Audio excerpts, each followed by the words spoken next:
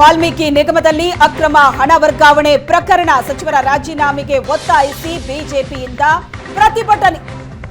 ಸಂಪುಟದಿಂದ ನಾಗೇಂದ್ರರನ್ನ ವಜಾಗೊಳಿಸಬೇಕು ಅಂತ ಬಿಜೆಪಿ ಆಗ್ರಹಿಸಿದೆ. ಮೈಸೂರು, ಕೊಡಗು, ಮಂಗಳೂರಿನಲ್ಲಿ ಬಿಜೆಪಿಯಿಂದ ಪ್ರತಿಭಟನೆ. ಬಿಜೆಪಿ ಯುವ ಮೋರ್ಚಾದಿಂದ ಜಿಲ್ಲಾ ಕೇಂದ್ರಗಳಲ್ಲಿ ಪ್ರತಿಭಟನೆ ನಡೆದಿದೆ.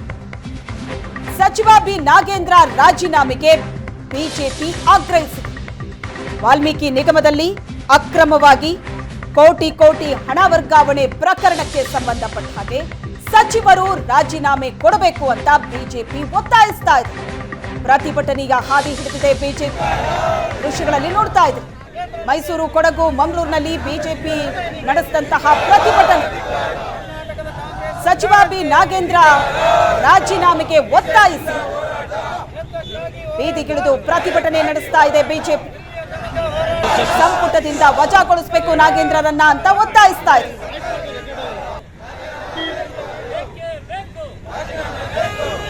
ಮೈಸೂರು, ಕೊಡಗು ಮತ್ತು ಮಂಗಳೂರಿನ ದೃಶ್ಯವನ್ನ ನೋಡ್ತಾ ಇದ್ರೆ ಮೈಸೂರು, ಮಡಿಕೇರಿ, ಮಂಗಳೂರಿನಲ್ಲಿ ಯಾವ ರೀತಿ ಬಿಜೆಪಿ ಪ್ರತಿಭಟನೆ ನಡೆಸ್ತಾ ಇದೆ ಅಂತ.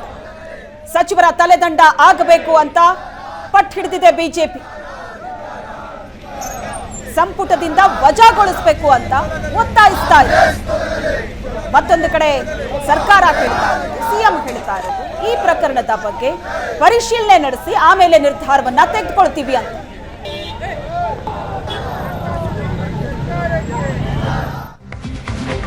ವಾಲ್ಮೀಕಿ ನಿಗಮದಲ್ಲಿ ಬಹುಕೋಟಿ ಹಣ ವರ್ಗಾವಣೆ ಹಗರಣ. ಎಸ್ಐಟಿ ಅಧಿಕಾರಿಗಳು ಇಬ್ಬರು ಅಧಿಕಾರಿಗಳನ್ನ ಬಂಧಿಸಿದ್ದಾರೆ. ನಿಗಮದ ಎಂಡಿ ಆಗಿರೋ ಪದ್ಮನಾಭ್, ಲೆಕ್ಕಾಧಿಕಾರಿ ಪರಶುರಾಮ್ ಇಬ್ಬರ ಬಂಧನ ಆಗಿದೆ ಎಸ್ಐಟಿ ಅಧಿಕಾರಿಗಳಿಂದ. ವಾಲ್ಮೀಕಿ ನಿಗಮದ 187 ಕೋಟಿ ಹಣ ಅಕ್ರಮ ವರ್ಗಾವಣೆ ಪ್ರಕರಣಕ್ಕೆ ಸಂಬಂಧಪಟ್ಟ ಹಾಗೆ ಇಬ್ಬರು ಅಧಿಕಾರಿಗಳ ಬಂಧನ ಆಗಿದೆ. ಎಂಡಿ ಮತ್ತು ಲೆಕ್ಕಾಧಿಕಾರಿ ಹೆಸರನ್ನ ಬರೆದು ಚಂದ್ರಶೇಖರ್ ಆತ್ಮಹತ್ಯೆ ಮಾಡಿಕೊಂಡಿದ್ರು. ತಮ್ಮ ಡೆತ್ ನೋಟ್ನಲ್ಲಿ ಈ ಹಗರಣದ ಕುರಿತಂತೆ ಸಾಕಷ್ಟು ಮಾಹಿತಿಯನ್ನ ಬರೆದಿದ್ರು. ಜೊತೆಗೆ ಈ ಇಬ್ಬರು ಅಧಿಕಾರಿಗಳ ಹೆಸರನ್ನು ಕೂಡ ನಮೂದಿಸಿದ್ರು. ಸಚಿವರ ಸೂಚನೆ ಇತ್ತು ಅಂತ ಬರೆದು ಚಂದ್ರಶೇಖರ್ ಆತ್ಮಹತ್ಯೆ ಮಾಡಿಕೊಂಡಿದ್ದಾರೆ.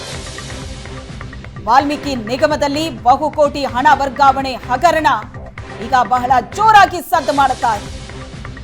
ಎಸ್ಐಟಿ ಅಧಿಕಾರಿಗಳಿಂದ ಇಬ್ಬರು ಅಧಿಕಾರಿಗಳ ಬಂಧನ ಆಗಿದೆ.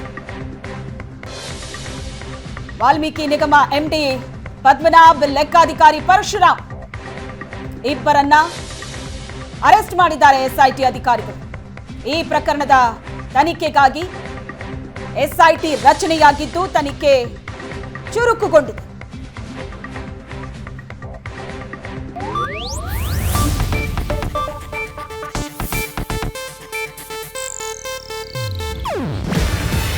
ಇದು ಏಷ್ಯಾನೆಟ್ ನ್ಯೂಸ್ ನೆಟ್ವರ್ಕ್ ಪ್ರಸ್ತುತಿ. ನೀವು ನೋಡ್ತಿದ್ದೀರಾ ಏಷ್ಯಾನೆಟ್ ಸುವರ್ಣ ನ್ಯೂಸ್.